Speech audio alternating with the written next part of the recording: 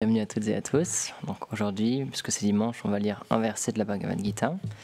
Donc on est dans le 4e chapitre, qui s'appelle le Jnana Yoga, le yoga à travers la connaissance transcendantale, et ce sera le verset 3. Mais avant, vous pouvez répéter après moi, on va chanter un mantra d'invocation. Om Namo Bhagavate Vasudevaya.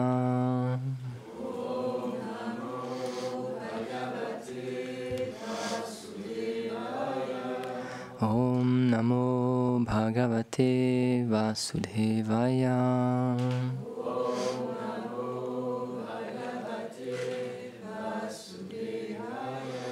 Om Namo Bhagavate Vasudevaya.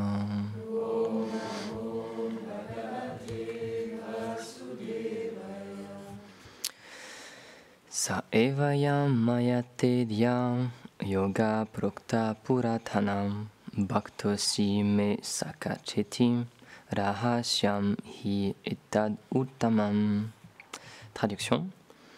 Si je t'enseigne aujourd'hui cette connaissance ancestrale et extrêmement confidentielle de ce même yoga, c'est parce que tu es mon dévot, mais aussi mon ami. Commentaire. La Bhagavad Gita est considérée comme une connaissance confidentielle. Elle ne saurait être donnée à celui qui ne possède pas les qualités requises pour la comprendre, car sans cela, elle serait interprétée et égarerait les êtres. Dans ce verset, Krishna révèle les qualités qu'une personne doit posséder. Elle doit accepter Krishna comme Dieu, la personne suprême, et comme son ami.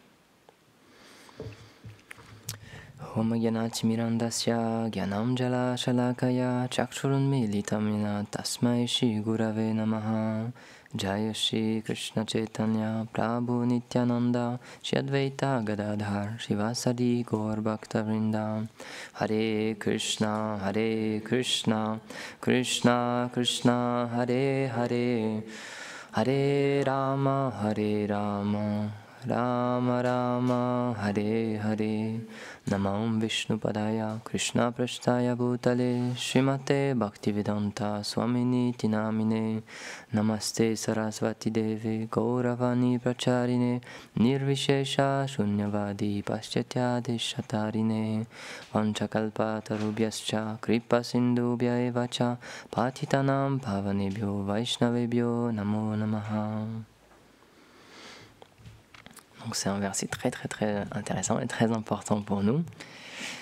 Dans le chapitre 4, donc là on est au tout début, mais dans le chapitre 4, Krishna, donc là il commence vraiment l'enseignement, c'est pour ça que là c'est le yoga à travers la connaissance transcendantale. Le Seigneur suprême il explique quand est-ce qu'il a donné ce savoir pour la première fois, j'en avais déjà parlé un petit peu, et comment il a été perdu ce savoir et pourquoi maintenant il le redonne à Arjuna. Et donc, Srila Prabhupada, en parlant de ce verset, il note quelque chose d'intéressant. On pourrait se poser la question, pourquoi il donne cette connaissance à Arjuna? Et Prabhupada, il fait parler Arjuna, il dit, mais pourquoi est-ce que tu me donnes cette connaissance à moi? Moi, je suis juste un soldat, je suis juste un guerrier, je suis un homme de famille, je ne suis pas un grand érudit. Alors si tu dis que cette connaissance, qui est très confidentielle, très spéciale, si tu dis qu'elle a été perdue, alors pourquoi est-ce que tu la donnes pas à un autre grand érudit pour qu'il puisse la transmettre? Pourquoi est-ce que tu me la donnes à moi qui suis juste un simple soldat? Et donc la clé, c'est très important pour nous en tant que dévots, c'est que Krishna il dit parce que tu es mon dévot et mon ami. Donc il y a ces deux choses-là qui sont très importantes. Parce qu'à l'époque, il y avait déjà des grands sages auxquels Krishna aurait pu parler pour enseigner cette Bhagavad Gita. Mais il devait la donner à quelqu'un qui allait pouvoir la comprendre réellement. C'est pour ça que pour comprendre la Bhagavad Gita, comme c'est expliqué là, il faut des qualités. Parce qu'on en parle régulièrement, mais tout le monde peut parler de la Bhagavad Gita, tout le monde peut écrire des commentaires sur la Bhagavad Gita, mais si quelqu'un n'a pas ces deux qualifications-là, s'il n'est pas l'ami du Seigneur et qu'il n'est pas son dévot, alors on ne peut pas accepter ces commentaires-là, parce qu'il n'aura pas saisi le vrai sens de la Bhagavad Gita. C'est pour ça que Krishna, puisque c'est expliqué que Vyasadeva, donc celui qui a compilé tous les Védas, toute la connaissance védique, c'est aussi le Seigneur, c'est une incarnation du Seigneur. Il était mis en pouvoir, le Seigneur vient dans cette forme-là pour donner cette connaissance qui est extrêmement complexe, extrêmement vaste, et il vient sous cette forme-là. Et donc, qui de mieux pour comprendre cette connaissance que son auteur? C'est pour ça que la Bhagavad Gita, elle peut être pleinement comprise, parce que Arjuna, il écoute directement celui qui parle de la Bhagavad Gita. Il écoute l'auteur directement, il écoute Krishna. Et Srila Prabhupada, en connexion avec ça, il donne une histoire assez intéressante. Il dit, je vais vous expliquer avec une histoire. En Inde, il y a un auteur qui a écrit un livre sur Aurangzeb, mais sur le père d'Aurangzeb aussi. Parce que donc, on sait que c'était un empereur musulman qui a fait des très très très grandes conquêtes. Et donc en fait l'histoire c'est assez intéressante parce que le livre en fait ça parle vraiment que de l'histoire de Aurangzeb, mais il s'appelle pas l'histoire de Aurangzeb, quelque chose comme ça. Il s'appelle Jaya Shaha, donc c'est le nom du père de Aurangzeb. Pourtant, on en entend très très peu parler dans l'histoire. Et donc il y a quelqu'un qui est venu le voir et qui a dit mais je comprends pas, dans votre livre où on parle que de l'empereur Aurangzeb, pourquoi est-ce que vous avez donné comme titre le nom de son père? Parce qu'en fait, il faut savoir que donc c'était un très grand roi aussi, son père, et il a eu une épouse que tout le monde connaît parce que c'est pour elle qu'il a construit le Taj Mahal. Donc c'est considéré comme une des 7 merveilles du monde. Et donc c'était une reine qui est morte assez jeune. Elle est morte quand elle avait 37 ans, et ça a profondément touché l'empereur. Et donc il a dépensé tout son argent, tout l'argent qu'il pouvait pour construire un très très beau palais, un très beau monument pour elle, donc on appelle le Taj Mahal. J'ai eu la chance de le visiter, c'est vrai que c'est quand même très impressionnant. Et donc, mais ça l'a très profondément attristé en fait, et après il est tombé un petit peu malade. Et en fait, lorsqu'il est tombé malade, il pouvait plus vraiment prendre les rênes de son royaume parce qu'il n'était plus en capacité. Donc c'est un de ses fils qui a pris le trône. Mais les histoires, c'est jamais aussi simple que ça. Quand un de ses fils a pris le trône, tous les autres fils, tous ses frères, ils ont commencé à être pas trop d'accord, et eux aussi, ils voulaient la position d'empereur. Donc ils ont commencé à se chamailler, et l'un d'entre eux, qu'on connaît comme Aurangzeb, il a pris une armée qui était très efficace, très entraînée, et il a commencé à assiéger le fort d'Agra, et il a réussi à vaincre la garde, et donc il a emprisonné son père. Et il a fait en sorte que ça soit lui l'empereur. Et jusqu'à la fin de ses jours, il aura emprisonné son père et qui va mourir dans cette cellule-là.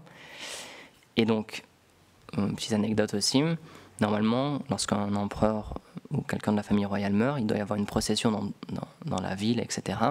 Mais le roi, il n'avait pas mis ça dans son testament, il ne voulait pas du tout faire comme ça. Il a demandé juste, très simplement, qu'il soit amené aussi au Taj Mahal, là où il y avait la dépouille de sa femme. Donc c'est ce qui a été fait.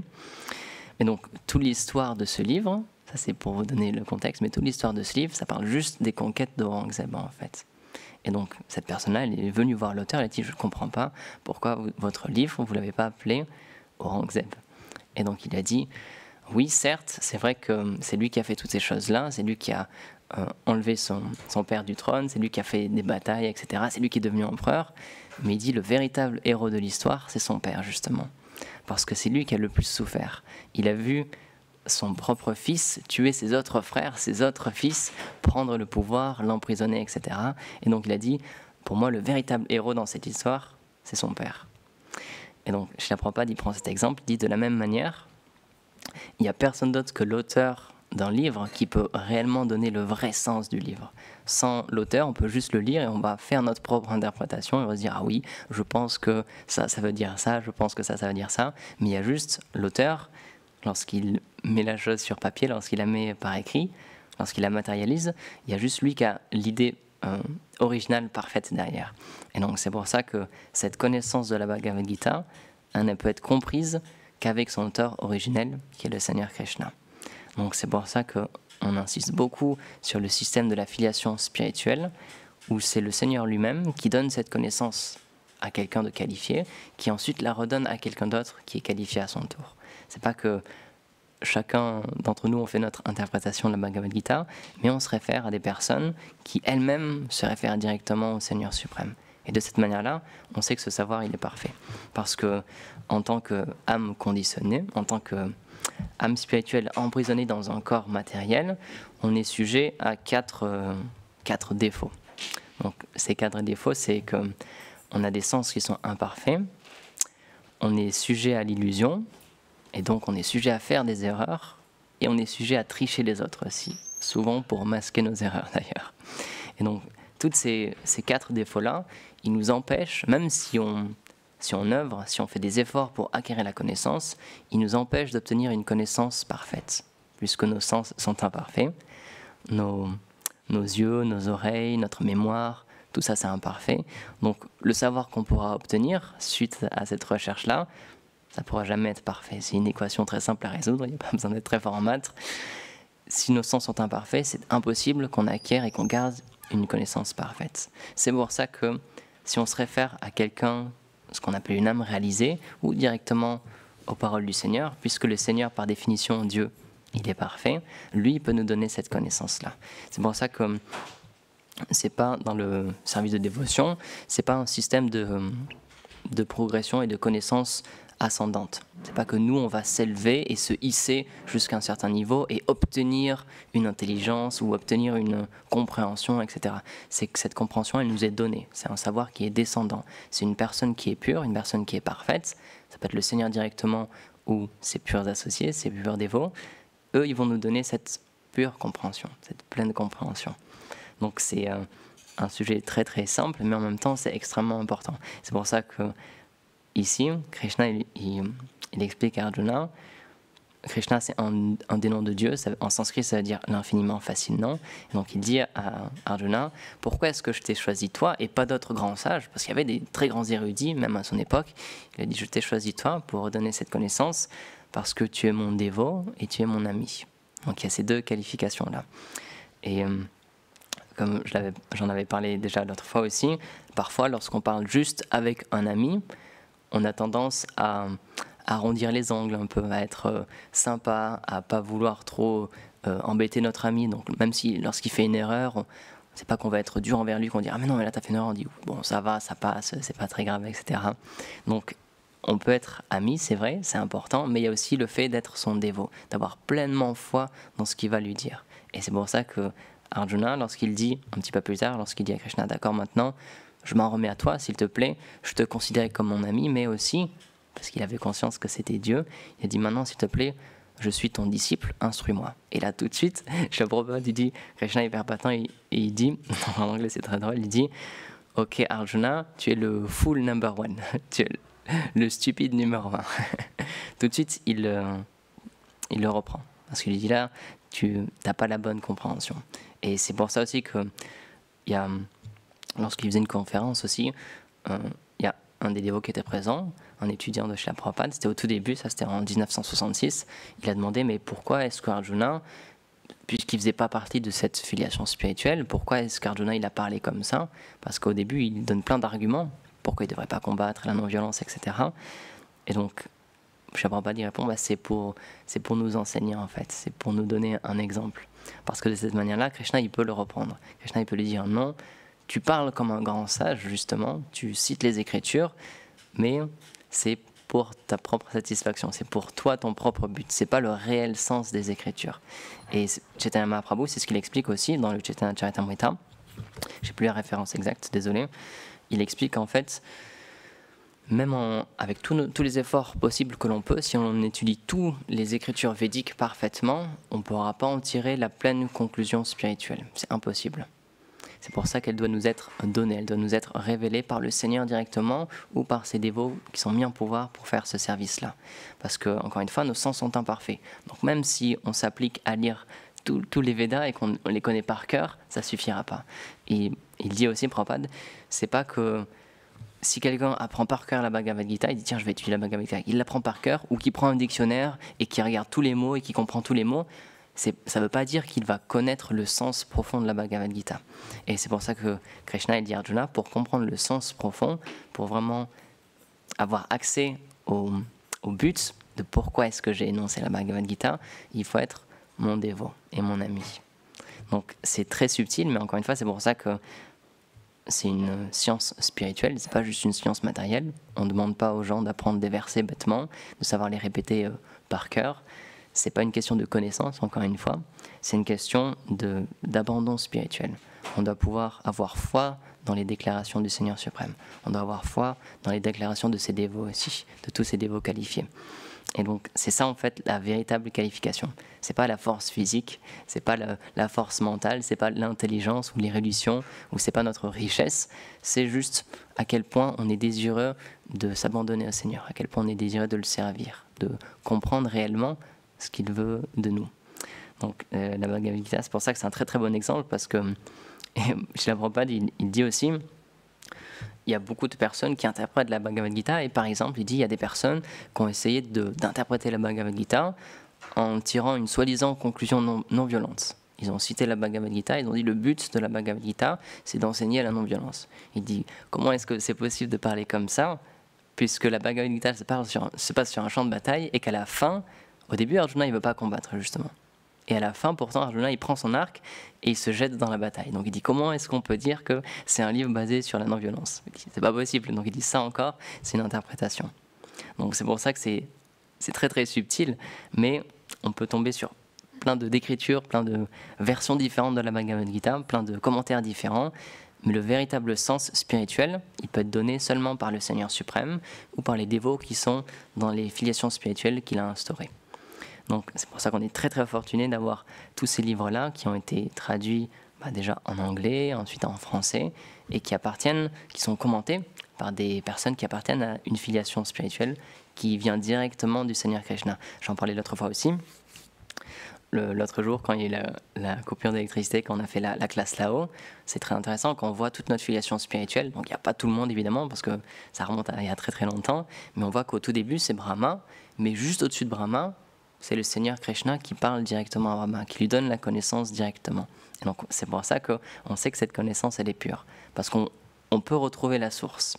Par exemple, lorsque j'étais à l'université, même déjà au collège et après au lycée, on nous demande toujours, ok, si vous faites un travail à la maison, il faut toujours donner votre source. Vous ne pouvez pas dire, ah j'ai lu que, ou faire genre, sur Wikipédia j'ai lu que. Et non, on disait non, il faut apprendre tout de suite à trouver vos sources et à citer vos sources. Comme ça, on sait d'où ça vient, on peut les comparer, on peut savoir si c'est une source authentique, officielle, ou si c'est juste quelqu'un qui a écrit ça sur un blog, etc.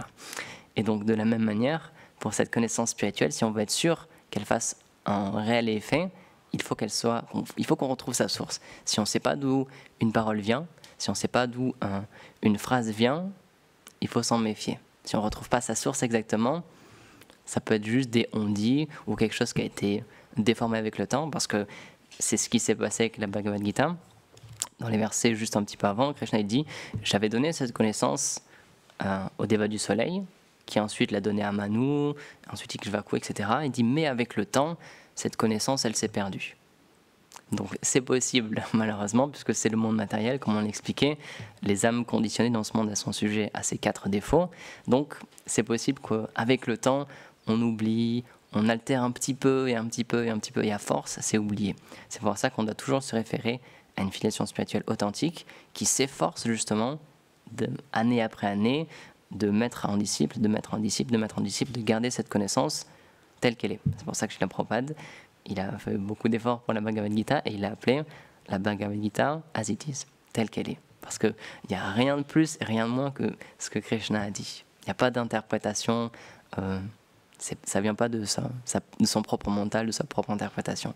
C'est pour ça que Srila Prabhupada, il dit, c'est très simple, le principe du maître spirituel, c'est juste quelqu'un qui répète ce que son propre maître spirituel lui a dit. Il ne rajoute rien d'autre. Donc, on est très fortuné d'avoir cette connaissance-là, parce que dans ce monde matériel, malheureusement, on a tous cette tendance-là à vouloir, ce qui est une bonne chose évidemment, de vouloir comprendre d'où est-ce qu'on vient, où est-ce qu'on va, etc. Mais quelqu'un qui est un très grand érudit, un très grand scolaire, par exemple, il me semble que c'était un des Goswami il allait voir chez Chaitanya Mahaprabhu, il a dit: j'ai un problème parce que tout le monde vient me voir en me disant que je suis un grand pandit, je suis un grand érudit, je suis un grand scolaire, mais pourtant je ne sais pas d'où je viens et je ne sais pas où est-ce que je vais. Donc comment est-ce que les gens peuvent dire que je suis un grand érudit? Et c'est ça en fait le problème, c'est que maintenant dans cette vie on peut acquérir beaucoup de connaissances matérielles, on peut connaître beaucoup de choses sur la physique, comment fonctionne ce monde, etc. Mais est-ce qu'on peut répondre à ces deux questions?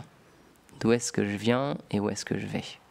qu'est-ce qui va m'arriver après la mort. Et c'est ça en fait la véritable connaissance. C'est pas juste une connaissance matérielle, c'est une connaissance qui va justement au-delà de juste l'aspect matériel du monde. Et c'est pour ça que Krishna tout de suite, à Arjuna, il lui explique, tu te méprends lorsque tu dis justement que tu ne veux pas combattre, parce que toutes les personnes autour de toi, à cause du fait que tu t'identifies à la matière et au corps, tu dis ça c'est mes frères, ça c'est mon oncle, etc. Ça c'est mes cousins, ça c'est des personnes qui appartiennent à ma famille, tout ça. Mais il dit, ça c'est juste en lien avec ton corps. Prabhupada, il dit, si vous me demandez qui vous êtes, ben moi je vais vous répondre, je suis un Indien.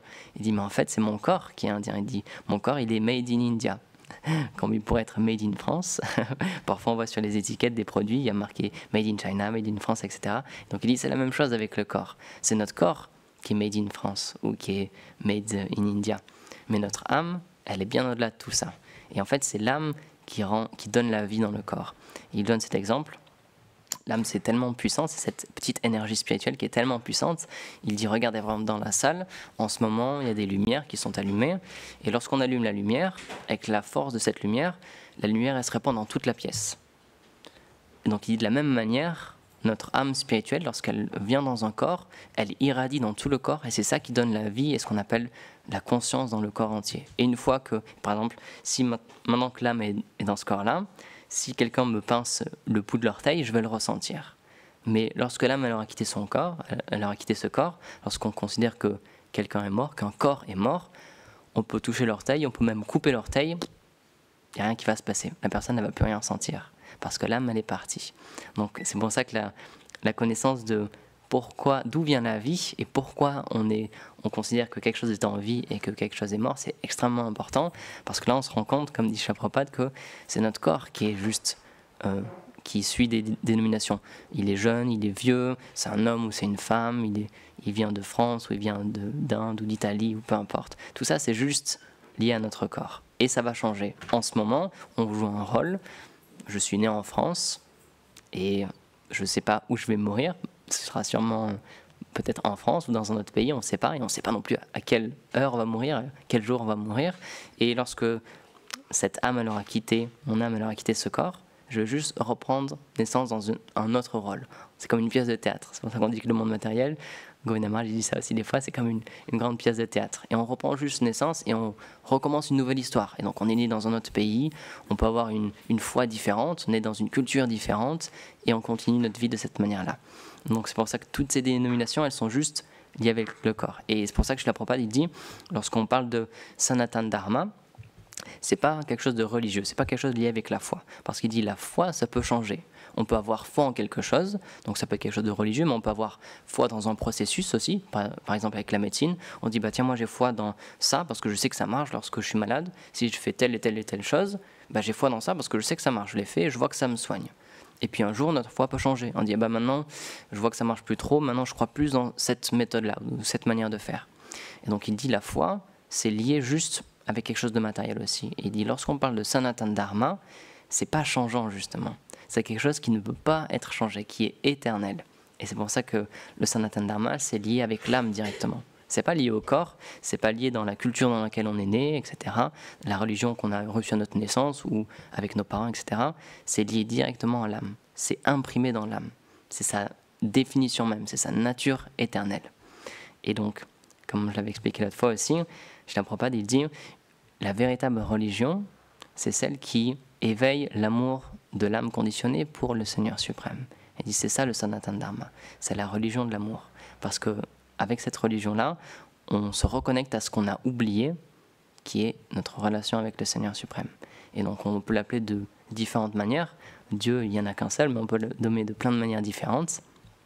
Mais le point le plus important, le plus qu'on ne peut pas effacer, qu'on ne peut pas changer, au-delà de toutes nos différences corporelles, qu'on soit un homme, une femme, jeune ou vieux, qu'on ait un corps avec un blanc ou noir ou jaune, peu importe, c'est qu'on est une âme spirituelle et que l'âme spirituelle, de par sa définition, elle a une relation avec le Seigneur suprême. Et c'est juste qu'elle l'a oublié. On prend souvent l'exemple, c'est comme une graine. C'est une graine qui est plantée, et lorsqu'une graine est plantée, lorsqu'elle n'a pas commencé à germer et à sortir, lorsqu'on regarde la terre, il n'y a rien, c'est juste vide. Mais si on l'arrose, si on prend soin d'elle, alors là, petit à petit, elle va commencer à germer et après, elle va sortir de terre un petit peu. Et cette chose-là, lorsqu'elle sort de terre, lorsqu'on commence à apercevoir, c'est ce qu'on appelle en sanskrit Shraddha. C'est la foi qui se manifeste. Une âme conditionnée commence à être attirée par le Seigneur suprême, commence à se poser des questions. Qui suis-je? Pourquoi est-ce que je suis ici en ce moment? Pourquoi est-ce que je souffre? Et où est-ce que je vais aller après? Et lorsqu'une personne commence à se poser ces questions, c'est que cette graine-là, qui est présente dans toutes les entités vivantes, dans tous les êtres, peu importe s'ils sont animés ou inanimés, que ce soit un homme, une plante, un arbre, etc., cette âme, elle est présente là, et donc cette graine, elle est présente aussi. Et c'est pour ça que la forme humaine, c'est très spécial, parce qu'on peut commencer à cultiver cette science spirituelle. On peut se poser toutes ces questions-là. On peut s'arrêter un moment, et on peut se poser ces questions-là. Qui suis-je? D'où est-ce que je viens? Pourquoi est-ce que j'expérimente la souffrance? Et est-ce qu'il n'y a pas autre chose que ça? Où est-ce que je vais aller après tout ça? Et donc, on a cette grande opportunité lorsqu'on est dans un corps d'être humain où on peut se projeter sur toutes ces questions-là. Et c'est pour ça que c'est expliqué, lorsqu'on est dans un corps d'animal, on est juste en survie. On essaie juste déjà de ne pas être mangé par quelqu'un d'autre. On essaie juste de trouver un peu de subsistance pour arriver à survivre et ensuite se reproduire et se défendre. C'est tout ce qu'on peut faire. On n'a jamais vu des lapins s'asseoir en cercle et prendre la Bhagavad Gita et commencer à faire des conférences sur la Bhagavad Gita. Mais c'est pas de leur faute, encore une fois, parce que lorsque l'âme elle est dans un corps d'animal, elle n'a pas cette conscience-là. Elle ne peut pas se poser des questions d'ordre spirituel. Et lorsque l'âme elle continue son transit, c'est ce qu'on appelle le samsara, le cycle des morts et des renaissances, lorsqu'elle a la chance d'obtenir un corps humain, là, dans ce corps humain, elle peut se poser ces questions-là. Donc c'est pour ça, Srila Prabhupada dit, il n'y a pas de temps à perdre. C'est une chance incroyable d'avoir un corps d'être humain, parce qu'on peut se poser ces questions-là. On peut s'arrêter un moment et ne plus être juste en mode survie, et on peut lire des écritures saintes, et on peut commencer à se projeter sur ces questions spirituelles. Donc c'est pour ça, encore une fois, on a cette très très grande chance, surtout maintenant, d'avoir tout disponible sur Internet, et en plus gratuitement, tous ces livres-là, que ce soit en français, en anglais, en russe, en espagnol, toutes les langues possibles, tout ça c'est disponible, donc il n'y a plus aucune excuse. On ne peut pas se dire comme avant, parce que juste au 19e siècle, lorsqu'on sait que Bhaktivinoda Thakur, qui est une grande personne dans notre filiation spirituelle aussi, lorsqu'il a voulu se procurer le Srimad Bhagavatam, le Charitamrita, etc., c'était extrêmement difficile. Il devait attendre que quelqu'un lui copie, et ensuite l'envoie, etc. Mais maintenant, on a tout, même en digital, en un clic, en restant assis chez nous très tranquillement, on a accès à toute cette connaissance-là. Donc c'est pour ça que c'est vrai que l'âge de Kali, c'est très difficile, mais en même temps, comme je le dis souvent, c'est très facile aussi.